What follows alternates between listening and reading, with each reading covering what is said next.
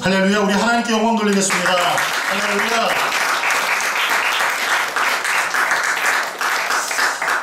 이 시간 함께 은혜 나누실 하나님의 말씀은 고린도전서 10장 12절 말씀입니다. 우리 고린도전서 10장 12절 말씀을 다 같이 서서 읽으시고 봉독하시고 그리고 자리에 앉겠습니다.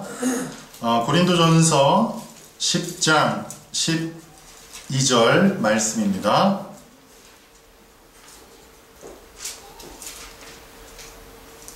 우리 다 같이 한 목소리로 합독하겠습니다. 시작. 그런즉 선줄로 생각하는 자는 넘어질까 조심하라. 아멘. 우리 앉으시면서 옆에 분을 축복하실 때 하나님께서 오늘 큰 은혜 가운데 임하실 줄 믿습니다. 서로 인사하면서 읽겠습니다.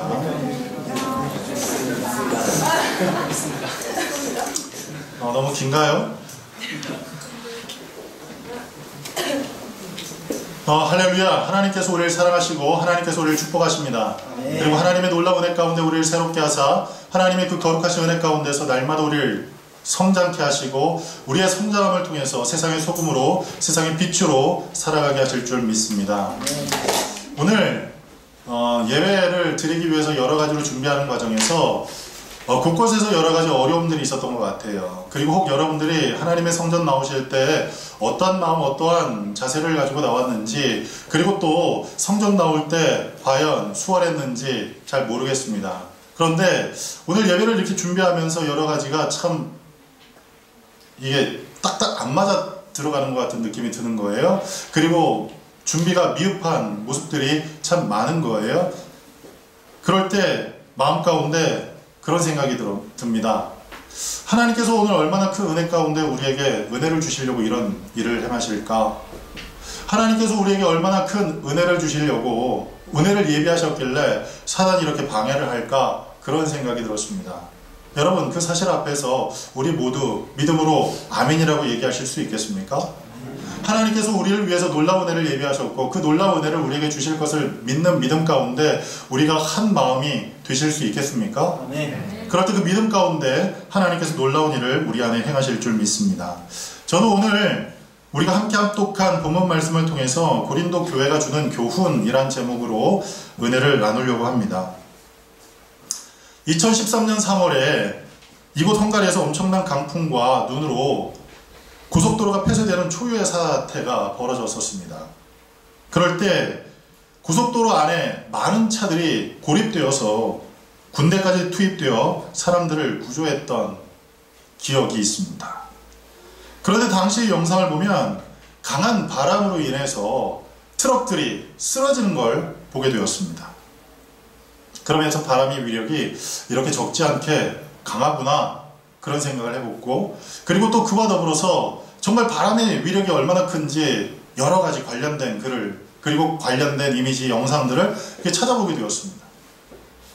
그런데 1940년 50년경에 미국에 있는 한 다리가 바람 때문에 출렁이기 시작합니다. 그리고 그렇게 출렁이다가 결국 그 다리가 무너지고 맙니다. 그런데 많은 사람들이 생각을 했어요. 콘크리트가 이렇게 유연할 수도 있구나. 콘크리트가 이렇게 유연할 수 있구나. 콘크리트는 유연할 수가 없어요. 그런데 그렇게 유연하게 흔들리다가 결국 이 뒤틀림에 의해서, 바람에 의해서 결국 주저앉고 말았다는 사실입니다. 그리고 이 바람이 건물도 쓰러뜨리는 모습을 보면서 바람은 참 강하구나 그런 생각을 해보게 되었습니다. 그런데 이런 일들이 비단 우리들이 살고 있는 현실 세계만 있는 게 아닙니다. 우리 모두가 하나님의 백성으로, 하나님의 자녀로 영적인 일을 도모하며 신령한 일을 위해 삶을 살려고 할 때 우리의 어떤 영적인 영역에도, 신학의 영역에도 이와 같은 일들이 일어나고 있다는 사실을 사도 바울이 우리에게 알게 합니다. 그래서 사도 바울은 오늘 본문 말씀을 통해서 우리에게 권면할 때 그런즉 선줄로 생각하는 자는 넘어질까 조심하라고 권면하고 있습니다. 특별히 이 말씀은 사도 바울이 언제 그리고 무엇을 위해서 이 고린도 교회에 있는 사람들에게 말씀을 한 것이냐면, 과거 이스라엘 백성들이 애굽 땅에서 나와 광야 생활을 하는 동안 하나님께서 그들에게 은혜를 주셨고 기적을 주셨고 그리고 하나님의 그 강권하시는 인도하심 가운데 살아갔음에도 불구하고 거역했고 패역했고 그리고 불순종했고 교만했던 그 모든 모습 가운데 하나님의 진노하심을 모범 삼아서 교훈 삼아서 우리는 그렇게 살지 말고 건강한 신앙인으로서 그리고 날마다 하나님 앞에 바로 서 있는 신앙인으로서 서 나가도록 권면하기 위해서 오늘 이 본문 말씀을 고린도 교회에 있는 사람들에게 전했습니다. 그러면 사도 바울이 왜 고린도 교회 성도들에게 이와 같이 권면을 했을까요? 오늘 말씀의 배경이 되고 있는 고린도 교회는 이 사도 바울이 제2의 사역을 시작할 수 있는 힘이 되었던 이 교회에 뿌리를 두고 있습니다. 무슨 말이냐면 사도행전 17장을 보면 사도 바울이 아덴이라는 곳에 들어가서 복음을 전하게 됩니다. 이 아덴은 어떤 곳입니까? 오늘날 아테네로 철학이 굉장히 활성화되어 있었던 곳입니다. 그리고 서로 토론하는 문화, 그리고 민주주의의 어떤 토대가 되었던 여러 가지 일들이 그 아테네에 존재했었지요. 그런데 사도 바울이 그 아덴이라는 곳에 들어가서 그 마을을 돌아볼 때에 여러 신상을 보게 되었고 그리고 그 신상 가운데서 알지 못하는 신들에게라는 글을 보게 되었습니다. 그래서 사도 바울 마음 가운데 이 사람들에게 내가 그동안 배웠고 그리고 내가 알고 있던 모든 것을 총동원해서 복음을 전하면 이 사람들을 복음 앞에 굴복시킬 수 있겠구나라는 생각을 했었습니다. 그래서 그 사람들과 더불어서 서로 변론하기 시작했습니다. 그리고 그 사람들과 더불어서 하나님이 누구신지를 내가 너희에게 알게 하겠다는 그 마음을 가지고 하나님에 대해서 설명을 하기 시작했습니다.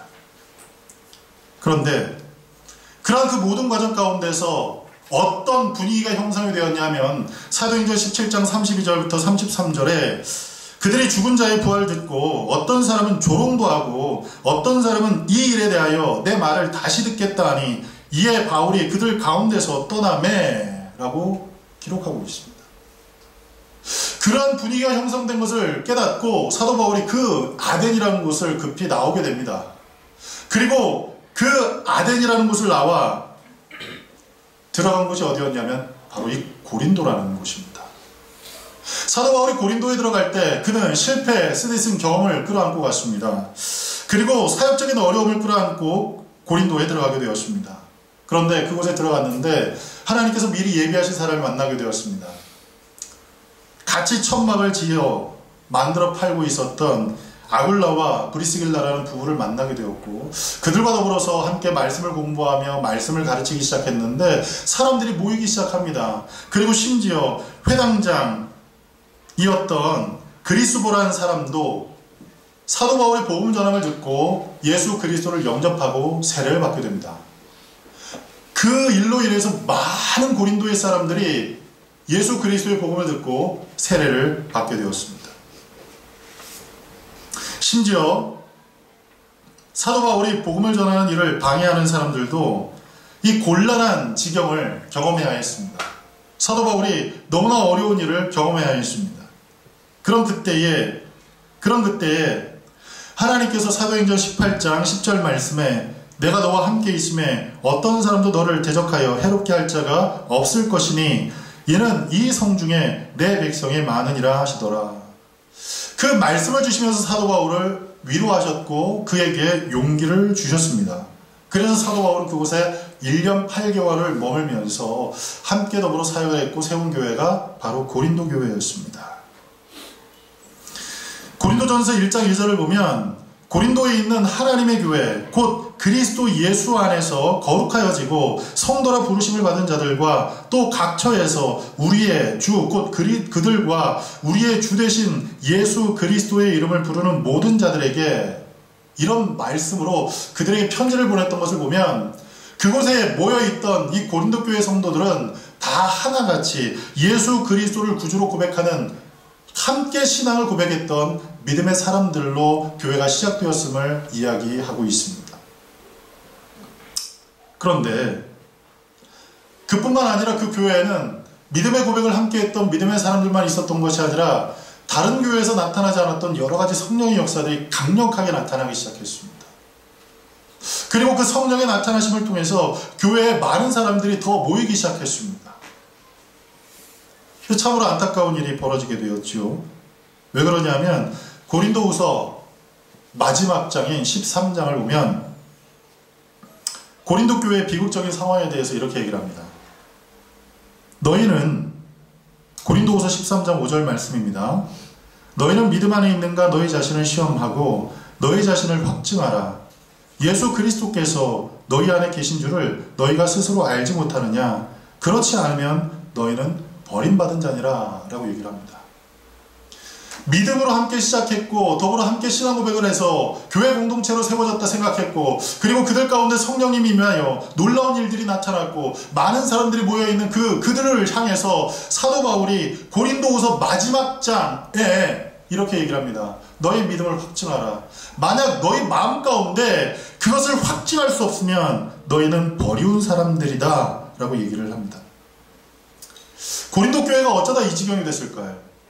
고린도 교회가 왜 이러한 문제 가운데 어려움을 겪어야만 했을까요?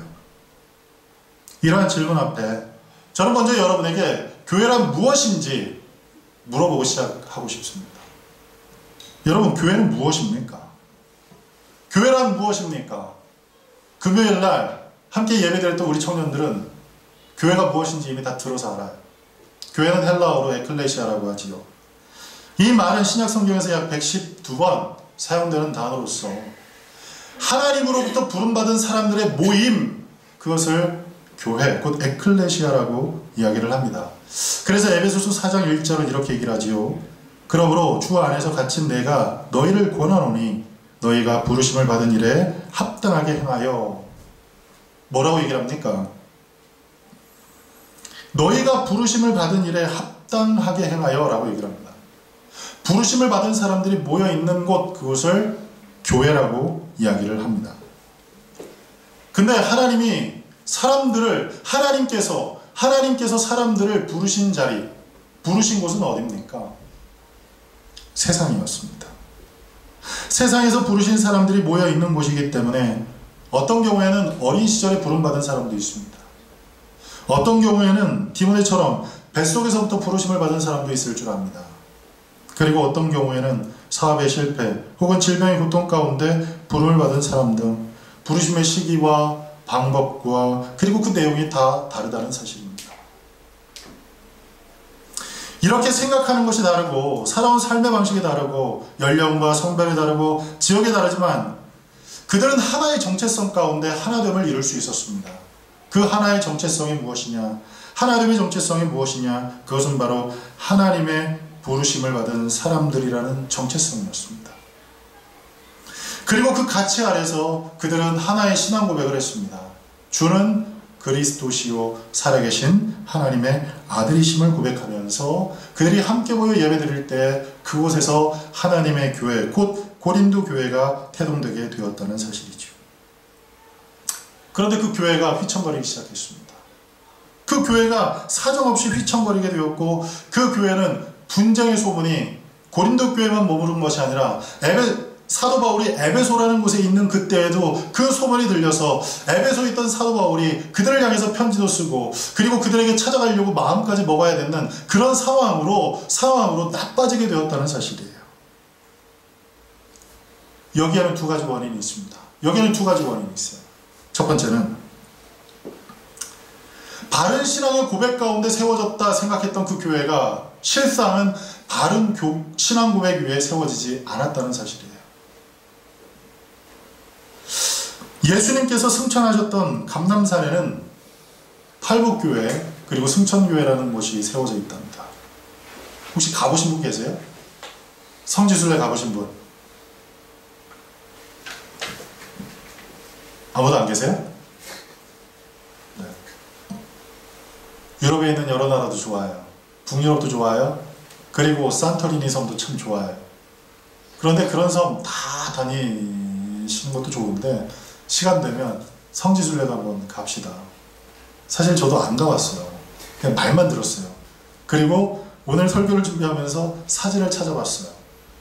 그랬더니 거기에 승천교회, 팔복교회가 세워져 있었습니다. 그런데 그 교회를 보니까 많은 순례객들 그리고 많은 관광객들이 찾아와서 그곳에 들어가려면 입장료를 내야 되고, 그리고 입장료를 낸 사람들도 3분 이상을 머무를 수가 없어요.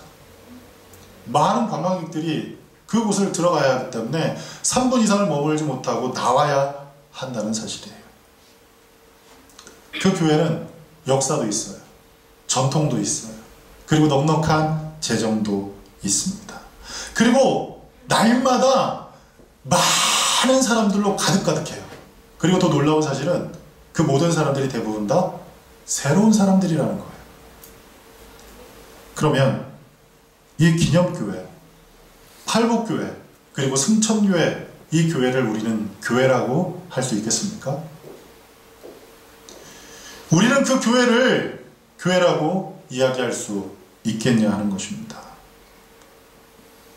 마찬가지로 고린도 교회는 교회를 교회되게 하는 정체성이 사라지게 되었다는 겁니다. 그래서 사도 바울은 고린도전서 2장 2절에 이렇게 얘기를 합니다. 내가 너희 중에 예수 그리스도와 그가 십자가에 못 박히신 것 외에는 아무것도 알지 아니하기로 작정하였다라고 얘기를 했습니다. 사도 바울이 문제가 많은 고린도 교회에 편지를 보내면서 인사말을 거치고 난 후에 바로 이야기했던 내용이 뭐였냐면 예수 그리스도였어요. 예수 그리스도. 예수 그리스도 외에는 나는 아무것도 알지 않겠다. 그렇게 얘기를 했습니다. 왜 그랬을까요? 고린도 교회는 신앙 고백이 흔들리고 말았어요. 신앙 고백 위에 그 교회가 든든히 서 있지 못했다는 사실이에요. 여러분, 교회는요, 건물의 개념보다는 성도들의 신앙 고백이 우선한다는 사실을 믿으시기 바랍니다. 건물이 아주 좋고, 건물이 아주 안락하고, 건물이 아주 여러 가지 편의시설이 구비되고, 교회에 들어가면 뭔가 성스러움이 느껴질 만큼 모든 것이 잘 구비되었다 하더라도 그 안에 바른 신앙의 고백으로 세워져 있지 않으면 그것은 교회가 아니라는 것을 여러분 믿으시기 바랍니다. 신앙의 고백이 세워지지 않은 곳, 그곳은 교회가 아닙니다. 하나님께서 세상에 불러내어 예수 그리스도의 구속의 은혜를 통해서 구원 얻게 하신 사람들이 예수는 그리스도시요 살아계신 하나님의 아들이심을 고백하는 신앙 위에 교회가 세워지는 것입니다. 그리고 이 사람들이 모여서 예배를 드릴 때 필요에 의해서 예배를 드리기 위한 건물을 지었고, 그것을 과거에는 교회라고 얘기하지 않고 예배당이라고 했다는 사실이에요. 여러분, 교회는 건물이 아닙니다. 교회는 건물이 아닙니다. 여러분들이 지금 이 건물 안에 들어와 있기 때문에 교회가 아니라 하나님 앞에 부르심을 받았다는 정체성과, 그리고 그 믿음 안에서 예수는 주요 살아계신 하나님의 아들이심을 고백할 수 있을 때 그 고백 가운데 교회가 세워지게 된다는 사실을 믿으시기 바랍니다. 그리고 그 사람들이 함께 모여서 예배를 드리기 위해서 필요에 의해서 만든 곳, 필요에 의해서 모든 것을 꾸미고 모든 것을 준비한 이곳을 가리켜서 예배당이라고 얘기한다는 사실이에요. 예배당은 교회가 아닙니다. 예배당은 교회가 아닙니다. 예배를 드리는 장소일 뿐입니다. 예수님께서는 마태복음 16장을 통해서 반석 위에 내 교회를 세우겠다고 말씀하셨습니다. 반석 위에 세워진 교회는 어떻게 되겠다고 예수님이 축복하셨냐면 음부의 권세가 이기지 못할 것이다 라고, 그 교회가 반석 위에 세워졌을 때 누릴 수 있는 축복에 대해서 이야기를 하셨습니다. 그런데 고린도 교회가 우상숭배에 빠지게 되었습니다. 윤리적으로 심각한 문제가 발생되었습니다. 그리고 부활과 성찬에 관한 교리 논쟁에 빠지게 되어 성도들 사이에 큰 분쟁이 일어나게 되었습니다. 이 모든 것이 왜 일어났을까요? 종교적으로, 윤리적으로, 그리고 교리적으로, 그리고 성도들 사이에 분쟁이 일어나게 된 가장 근본적인 원인은 고린도 교회가 온전한 신앙 위에 세워진 교회가 아니었다는 사실입니다. 모든 성도님들이 예수 그리스도가 구주이심과 그리고 구주이신 그 사실을 믿는 그 사람들이 하나님으로부터 부름받았다는 사실과 그리고 그 부름받은 사람들이 마음을 합하여 하나가 되어야 한다는 그 온전한 신앙 고백 위에 그들이 세워져 있지 않았기에 그 교회는 여러 가지 문제로 인해서 흔들리게 되었다는 사실입니다. 오늘날 곳곳에서 그런 얘기를 하지요. 어떤 나라가 위기를 당하거나 어떤 조직이 위기를 당할 때 펀더먼탈이라는 얘기를 합니다. 펀더먼탈. 근본이 약한 거예요. 기본이 약한 거예요. 뿌리가 약한 거예요. 그래서 흔들리게 된다는 사실이에요. 결국 기본의 문제에 고린도 교회는 흔들리게 되었다는 사실입니다. 두 번째로 고린도 교회가 크게 흔들린 이유, 그곳에 분쟁이 생겨난 이유는 성령의 역사하심이 너무도 개인화되었기 때문입니다. 성령께서 임하신 그 일이 교회를 위한 일이 아닌 개인을 위한 일로 전락해버렸기에 그 교회가 심각하게 흔들렸다는 사실입니다. 고린도 교회는 계속 말씀드리는 것과 같이 성령의 역사가 강력하게 일어나는 교회였습니다. 그런데 성령의 역사하심이 있었음에도 교회는 분열되었고 그리고 무질서로 인해서 교회는 혼란스러웠다는 사실이에요. 심지어 갈라디아서 3장 3절에 너희가 이같이 어리석으냐 성령으로 시작하였다가 이제는 육체로 마치겠느냐 라는 말씀과 같이 성령의 임하심을 통하여 놀라운 일들이 일어나는 것처럼 보였던 그 교회가 이제는 성령의 나타나심이 아닌 성령의 역사하심이 아닌 육체로 모든 것을 전락시켜 버리게 되었고 마침내 로마서 8장 6절에 있는 말씀과 같이 육신의 생각은 사망이요 영의 생각은 평안이라는 그 말씀처럼 그곳에는 사망의 역사들이 생겨나게 되었다는 사실이에요. 서로를 향해서 비난하기 시작했고 그 비난하는 사람들을 생각하며 모든 공동체가 불평을 토로하는 곳, 그렇게 비난하고 불평이 쌓아지게 되자 교회가 교회로서의 역할을 잘 못 감당하여 그곳에 윤리적인 문제가 생기게 되었고 교리적인 논쟁 가운데 교회가 빠지게 되었다는 사실입니다. 성령님이 교회에 임하시는 이유는 무엇 때문입니까? 오늘날 우리 개인에게 하나님께서 하나님의 영인, 그리스도의 영인, 성령 하나님을 우리에게 부어주시는 이유, 우리에게 선물로 주신 이유는 무엇입니까? 그것은 바로 성령님이 주시는 은사들을 통해서 하나님 앞에 내 스스로가 바로 세워지는 것과 동시에 그리고 그 성령의 역사를 통해서 교회 공동체가 건강하고 교회 공동체가 튼튼하여 이 땅 가운데서 모든 사람들에게 선한 영향력을 행사하며 빛으로 소금으로 살아가도록 하기 위해서 하나님의 성령께서 모든 사람에게 임하셨다는 사실입니다.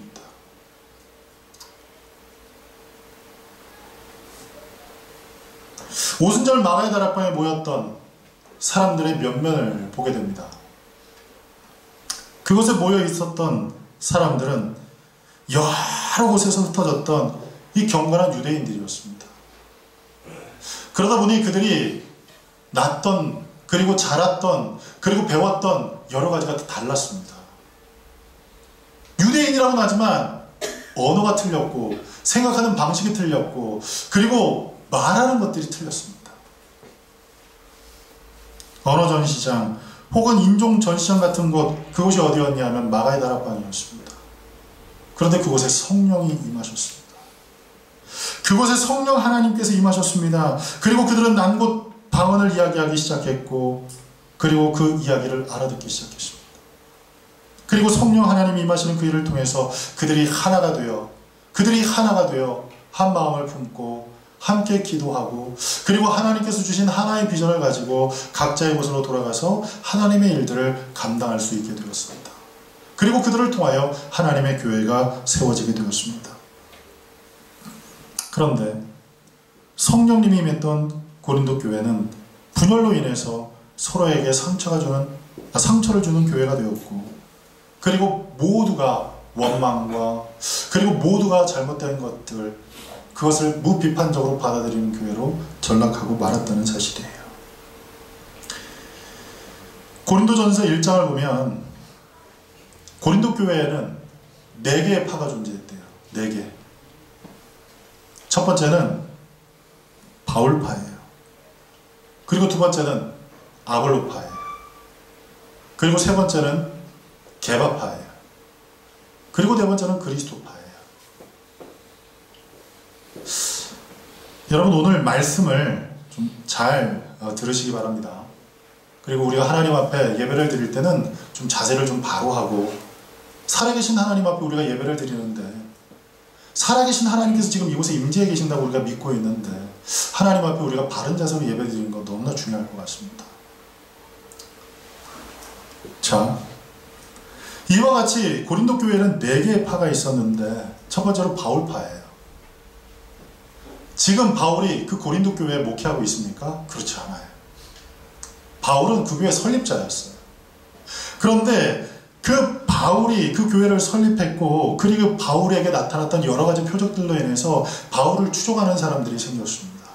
심지어 사도 바울의 요청에 의해서 그 교회에 부임했던 아볼로가 그 교회에서 목회를 하고 있었음에도 불구하고 여전히 우리는 바울이 우리의 이거야 이야기하기 시작했고, 그리고 이 아볼로를 추종하는 사람들을 향해서 공격하기 시작했습니다. 그리고 두 번째는 아볼로파예요. 아볼로는 바울의 후임자지요. 이 사람은 유대 사람이었고, 물론 알렉산드리아라는 곳에 살았지만 유대 사람이었어요.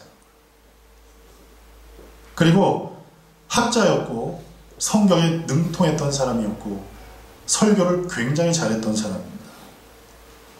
고린도후서 11장 6절을 보면 내가 비록 말에는 부족하나 지식에는 그러하지 아니하니, 여기에서 이 말을 보면 사도 바울은 지식은 풍성했지만 말은 그닥 잘하지 못했던 것 같아요. 그런데 아볼로는 성경도 능했고 말도 잘했던, 설교도 잘했던 아주 훌륭한 목회자였습니다. 그래서 사도 바울이 있을 때 좋긴 했지만 좀 말하는 게 답답하고 뭔가 이야기할 때 설교를 매끄럽게 하지 못하는 그걸로 인해서 좀 답답해했던 사람들이 아볼로가 오자 아볼로를 추종하기 시작합니다. 성경학자들 가운데서 그 사람들이 대개 헬라파 그리스도인이라고 이렇게 이야기를 하는데 꼭 그렇지만은 않았던 것 같아요. 근데 아볼로를 추종합니다. 그런데 아볼로만 추종하는 게 아니라 이제는 이 사람들이 자기들을 공격하는 바울파를 향해서 서로 비난하기 시작합니다. 그리고 세 번째, 게바파예요. 게바가 누구예요? 게바가 뭡니까? 게바가 뭡니까? 요새 젊은이들이 에바야 뭐 이런 얘기 많이 하는데 우리 집사님들은 무슨 얘기인지 모르시죠? 저도 어제 알았어요. 에바가 무슨 뜻인가? 오바야, 이걸 10대들이 에바야 이런데요. 오바하는 거 가지고 근데 게바라는 사람이 게바가 누구예요? 게바가 뭐예요? 게바는 베드로의 아람어식 이름이에요. 베드로의 아람어식 이름이 게바인데, 여러분 베드로가 고린도 교회에서 목회를 했다는 내용 보셨습니까? 베드로는 고린도 교회에 목회하지 않았어요. 그런데 그곳에 있는 사람들 가운데서 베드로의 얘기를 들었습니다. 베드로는 어떤 사람? 예수님의 수제자였고, 그리고 사도 바울과 제자들 사이에 논쟁이 벌어지게 됩니다. 사도행전 15장에 보면. 그런데 그 모든 논쟁을 중재했던 사람이 누구? 그리고 그 모든 것을 진압하고 그리고 그 모든 것을 결정했던 사람이 누구냐면 베드로예요. 그래서 사람들은 베드로를 추앙하고 고린도 교회 안에 베드로파가 생기기 시작한 거예요. 그리고 네 번째가 무슨 파였습니까? 네 번째가 무슨 파였어요? 야근이파. 네 번째가 무슨 파였어요? 그리스도파예요. 그리스도파.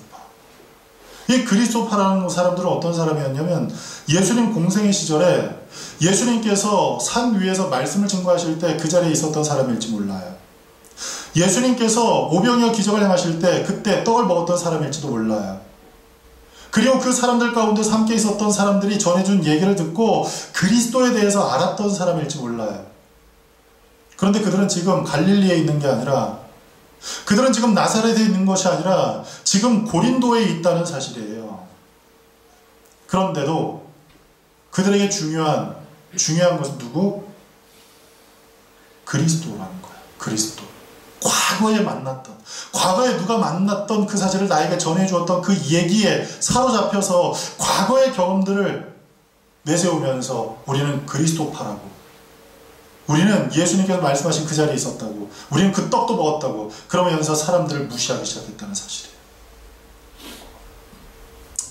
이처럼 성령님의 임재를 통해서 하나됨을 이루어야 될 하나님의 교회가 분열되어 있을 때 사도 바울은 그 사람들을 향해서 이렇게 편지를 씁니다. 고린도전서 1장 13절. 그리스도께서 어찌 나뉘었느냐? 바울이 너희를 위하여 십자가에 못 박혔으며 바울의 이름으로 너희가 세례를 받았느냐? 그렇게 그 사람들에게 이야기를 합니다. 그렇다고 해서 바울과 아볼로라는 사람이 서로 싸웠느냐? 성경에서 그렇게 얘기를 하지 않아요. 바울과 아볼로는 굉장히 친밀한 관계였어요. 그런데 사람들로 인해서 서로 분쟁하게 되었다는 거예요. 사람들이 자기 스스로 파장을 만들어서 서로 싸웠다는 사실이에요. 실제로는 바울과 아볼로는 다투질 않았어요. 바울이 아볼로를 향해서 적대적으로 얘기를 했거나 아볼로가 바울을 향해서 적대적으로 얘기를 했거나 그런 것을 성경에서 찾아볼 수가 없어요. 그런데 사람들이 자기들 스스로가 나는 바울파, 나는 아볼로파, 나는 게바파, 나는 그리스도파라고 그 교회 내 부류로 이 파를 나누기 시작했다는 사실입니다. 그런 모습을 보고 사도 바울이 그리스도께서 나뉘었느냐라고 얘기를 해요. 마치 우리가 우리의 옷을 여러 개로 찢는 것처럼 우리가 그리스도를 찢는 것과 같은 거예요. 예수님의 손을 찢고 예수님의 발을 찢고 예수님의 옆구리를 찢는 그것이 무엇이냐? 교회 안에서 팔을 나누는 거예요.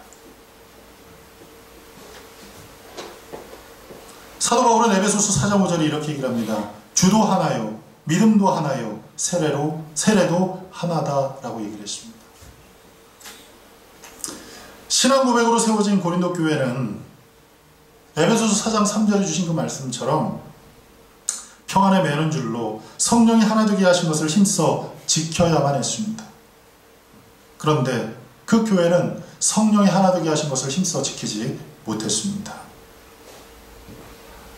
그리고 개인에게 임한 그 성령의 은사들을 개인화해서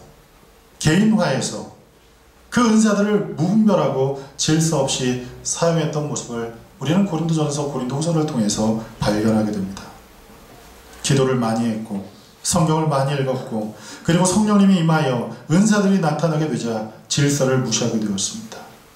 하나님께서 세우신 사도들을 서로 판단하고 평가했고 심지어 팔을 나누게 되었습니다. 여러분 생각해 보십시오. 좀 엉뚱한 생각이긴 하지만 여러분 한번 생각해 보세요. 오늘 여러분들이 다니는 이 교회 다른 교회 아니에요. 여러분들이 다니는 이 교회에 사도 바울이 만약 목회한다고 생각해 보십시오. 어떨 것 같습니까? 얼마나 황홀하겠습니까? 얼마나 놀라운 일이겠습니까? 또 여러분 한번 상상해 보십시오. 여러분이 다니고 있는 이 교회, 다른 교회 아니라 이 교회를 베드로가 목회한다고 한번 생각해 보십시오. 베드로가 목회한다고 한번 상상해 보세요. 어떨 것 같습니까? 얼마나 자부심이 느껴지겠습니까? 예수님의 수제자가 목회하는 교회, 난 그 교회 출신이야. 얼마나 자부심이 느껴지겠어요. 그리고 베드로가 서 있는 그 모습만 봐도 얼마나 은혜가 되겠습니까?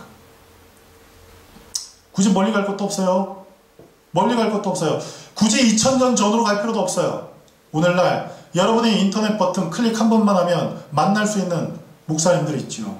분당에 있는 유기성 목사님. 저 참 존경하는 분이에요. 감정 없어요. 유기성 목사님이 만약 우리 교회에 목회한다고 생각해 보세요. 이 교회를 다니면서 목회한다고 생각해 보십시오. 그리고 여러분이 다니는 이 교회, 이 교회를 분당에는 이찬수 목사님이 목회를 한다고 생각해 보십시오. 얼마나 행복하겠습니까? 그런데 비극적인 것은 제가 이 교회 담임 목사라는 사실이에요. 얼마나 안타까운 일입니까? 아니라고 안 하시네요. 안타깝다는 뜻이죠? 네. 제가 설교 준비하면서 그렇게 써놨어요. 그리고 그 뒤에 크크크크 이것도 써놨어요. 여러분, 생각해 보십시오. 사도들을 혹은 존경스러운 목사님을 평가하고 판단할 수 있겠습니까? 내가 정말 존경하는 목사님 여러분 판단합니까? 여러분, 사도들을 판단할 수 있겠습니까? 그런데요, 고린도 교회는요, 사도들을 서로 평가했어요. 사도들을 서로 평가했어요. 누가 높네, 누가 낮네, 누가 좀 괜찮네, 누가 좀 나쁘네, 누군 이걸 잘하네, 누군 이걸 못하네, 서로 판단하고, 그들은 바울에게, 그들은 아볼로에게, 그들은 게바에게 모여들었다는 사실이에요.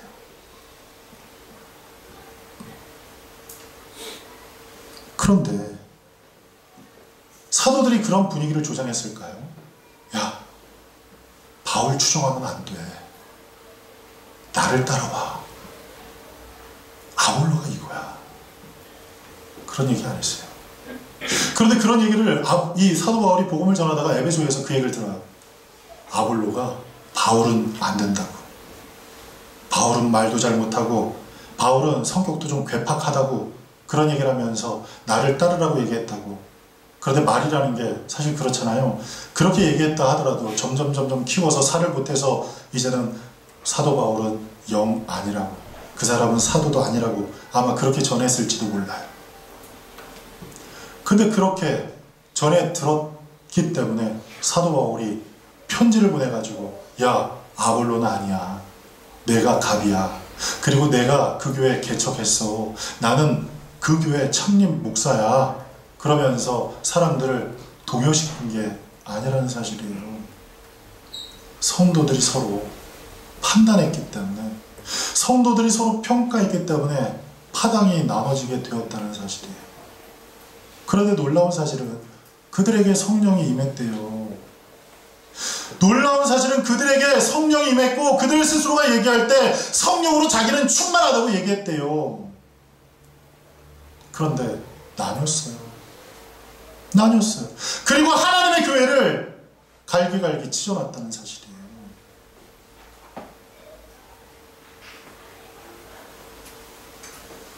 오늘날 이런 모습들이 교회에 나타나고 있다는 사실이에요. 사도 바울의 요청에 의해서 고린도 교회에 부임했던 아볼로를 인정하지 않고 전에 있던 사도 바울을 추종하는 것이 여러분 과연 하나님의 뜻이었을까요? 그리고 그 일이 바울을 추종하는 사람들에게 신앙의 성장에 도움이 됐을까요? 그리고 고린도 교회에 한 번도 사역한 적이 없지만 사람들 사이에 소문을 통해서 접했고 또한 예수님의 수제자라는 이름 때문에 자신이 출석하고 있는 교회 목회자였던 아볼로를 따르지 않고 베드로를 동경하며 파당을 만드는 것, 그것을 하나님께서 기뻐하셨을까요? 그리고 베드로를 따랐던 그 사람들, 그 따르는 그 일을 통해서 그들이 신앙에 성장했을까요? 그리고 과거 예수님께서 공생의 당시에 말씀을 전한 현장, 혹은 오병이어 기적을 행했던 그 현장, 혹은 그런 일들을 경험했던 사람들과 함께 생활했던 기억에 사로잡혀서 과거의 이야기들을 앞세우면서 지금 자신이 몸담고 있는 고린도 교회 목회자인 아볼로를 따르지 않는다면 과연 그것은 하나님의 뜻일까요? 그리고 그것이 그 사람에게 신앙의 성장에 유익이 됐을까요? 만약 그것이 신앙생활에 도움이 되었다면 고린도 교회에는 문제가 없었어야만 했습니다. 그리고 만약 그것이 문제가 되지 않고 그들의 신앙에 너무나 많은 도움이 되었다면 오늘날 우리는 고린도 교회를 칭송하며 고린도 교회를 본받자고 이야기를 해야 할 것입니다. 하지만 너무도 문제가 심각했기 때문에 사도 바울이 그 교회를 떠난 지 2년여쯤에 그 교회를 향해서 편지를 2번씩이나 나눠서 보내야만 했다는 사실이에요. 고린도 교회는 하나님의 질서가 무너진 교회였습니다. 고린도 교회의 담임 목사였던 아볼로는 참으로 훌륭한 사람이었어요.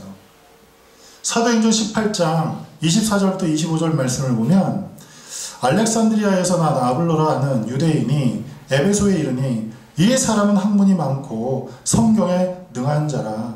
그가 일찍이 주의 도를 배워 열심으로 예수에 관한 것을 자세히 말하며 가르치나. 이 말씀에서 보듯이 아볼로는 열정이 있었던 사람이에요. 그리고 그 열정을 뒷받침할 만큼 할 수 있는 그는 지식도 충만한 사람이었어요. 뿐만 아니라 그는 설교도 굉장히 잘하는 목회자였어요. 아볼로는 정말 훌륭한 사역자였습니다. 열정도 있었지요. 아는 것도 많았지요. 게다가 설교도 잘했어요. 얼마나 좋습니까? 얼마나 훌륭한 목회자입니까? 그런데 여러분, 아볼로에게 큰 문제가 하나 있었어요. 아볼로를 통해서 배움을 받았던 에베소에 있는 사람들이 사도 바울이 에베소에 도착해서 그들과 이야기를 하면서 여러 가지를 얘기를 하다가 성령에 대해서 얘기를 합니다. 그러자 그들이 그렇게 바울에게 얘기를 합니다. 우리가 예수 그리스도도 알고 세례도 아는데 성령에 대해서는 듣지 못하였다라고 얘기를 합니다. 우리가 성령에 대해서 알지 못한다고 얘기를 합니다. 그러자 사도 바울이 그들에게 성령에 대해서 가르치고 그리고 성령에 대해서 알게 하고 그리고 그들에게 안수를 할 때 그 모여있던 사람들에게 하나님의 성령이 임했다는 사실이에요. 굉장히 훌륭한 목회자였지만 아볼로에게는 연약한 부분이 있었다는 사실이에요. 굉장히 많은 것을 소유하고 있었지만 그것 또한 사람이기에 연약한 부분이 있었다는 사실이에요. 그런데 그 연약함을 가지고 사도 바울이 아볼로를 공격한 게 아니에요. 그 연약함 때문에 아볼로를 탓한 게 아니에요. 무시하지 않았어요. 고린도전서를 쭉 읽어보세요. 고린도전서 16장을 보면 사도 바울은 끊임없이 아볼로를 요청을 합니다. 아볼로를 세워줍니다. 그리고 고린도전서 3장에 보면 바울과 아볼로가 하나님의 일을 위해서 함께 아름답게 동역하는 그런 모습을 화초를 키우는 일, 식물을 키우는 일을 비유를 들면서 설명을 하고 있습니다.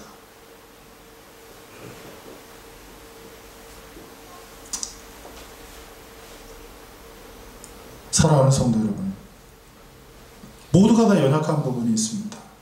모두가 다 연약하지만 그 안에서 장점도 있습니다. 하나님께서는 연약한 자를 고쳐서 쓰시는 분이십니다. 하나님께서는 잘난 사람 쓰시는 분 아니에요.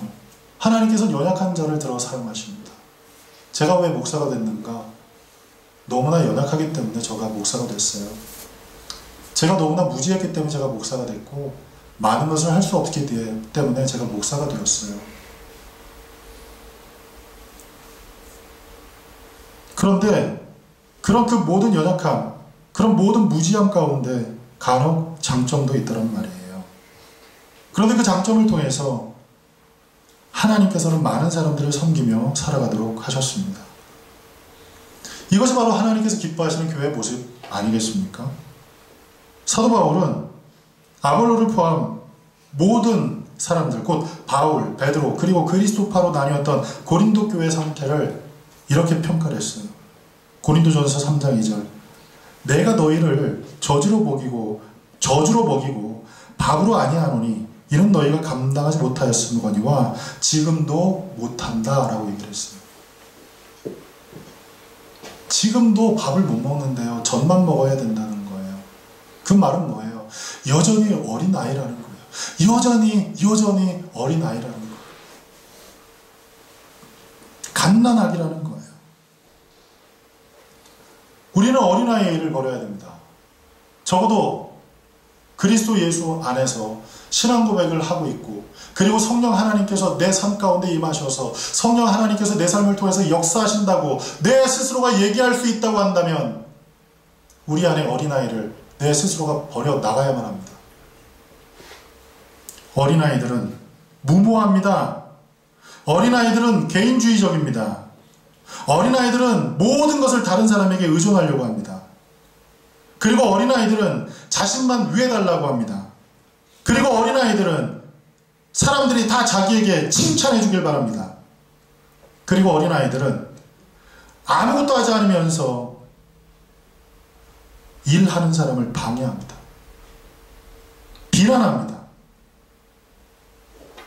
그리고 서로 자신이 가지고 있는 그 강점들을 다른 사람을 업신여기는 도구로 사용하는 사람들, 그 사람들이 어린아이들입니다.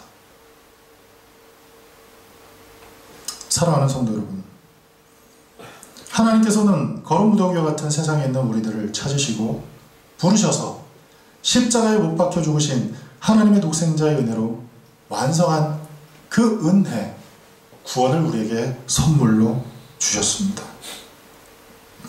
그리고 그 은혜를 고백하는 사람들을 우리 선교교회 공동체로 하나 되게 하시고 하나님의 이름을 찬양하며 하나님께 감사할 수 있게 하셨습니다. 이와 같이 놀라운 은혜 가운데 우리를 교회되게 하신 하나님의 은혜 앞에 지난 한 해를 돌아보며 우리의 모습을 점검하고 그리고 하나님 앞에 기도함으로 나갔으면 좋겠습니다. 너무도 부끄럽고 너무도 마음 아프고 너무도 괴롭지만 고린도 교회가 가지고 있었던 모습이 바로 우리 교회의 모습이 아니었나 인정할 수밖에 없다는 사실입니다. 이런 관점에서 오늘 우리에게 주신 이 말씀 앞에 결국 자유로울 사람이 누가 있습니까? 저도 그리고 모든 성도님들도 이 말씀 앞에서 우리 모두가 자유로울 수 없다고 한다면 하나님 앞에 우리는 기도해야 할 것입니다. 끝이 아니기 때문에 기도할 수 있는 희망이 있습니다. 우리에게 다시금 기회가 있기 때문에 아직까지 기회가 남아있기 때문에 우리는 기도할 수 있는 것입니다. 히브리서 3장 12절부터 13절 말씀 우리 다같이 한번 읽겠습니다. 히브리서 3장 12절부터 13절 말씀입니다.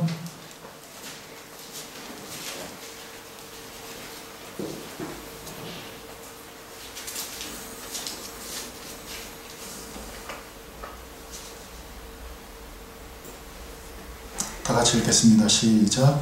형제들아 너희는 삼가 혹 너희 중에 누가 믿지 아니하는 악한 마음을 품고 살아계신 하나님에게서 떨어질까 조심할 것이요 오직 오늘이라 일컫는 동안에 매일 피차 권하여 너희 중에 누구든지 아멘. 오늘 이 말씀 앞에 하나님 앞에 감사합시다. 우리에게 다시금 또 한 번의 기회를 주신 하나님 앞에 감사합시다. 그리고 하나님께서 기뻐하고 귀하게 여기시는 우리 선교교회를 통해서 하나님께서 원하시는 귀한 일들을 나타내시도록 이제는 다른 것에, 이제는 불필요한 것에, 이제는 본질이 아닌 것에 우리의 신앙 고백 그 위에 감히 세워질 수 없는 것, 그것들 때문에 우리 서로가 흔들고 그런 교회로 서는 것이 아니라 모두가 다 겸손해서 하나님께서 주신 말씀 앞에서 그리고 하나님의 그 성령께서 임재하시는 그 임재하심 앞에 겸손해서 하나님께서 기뻐하시는 교회로 하나님의 일들을 감당하는 든든한 교회로 세워져 나가도록 합시다. 신년도에는 든든히 서는 교회라는 제목으로 오늘 이 고린도 교회가 우리에게 준 그 교훈에 대해서 더 깊이 생각하는 시간을 갖도록 하겠습니다. 기도하겠습니다.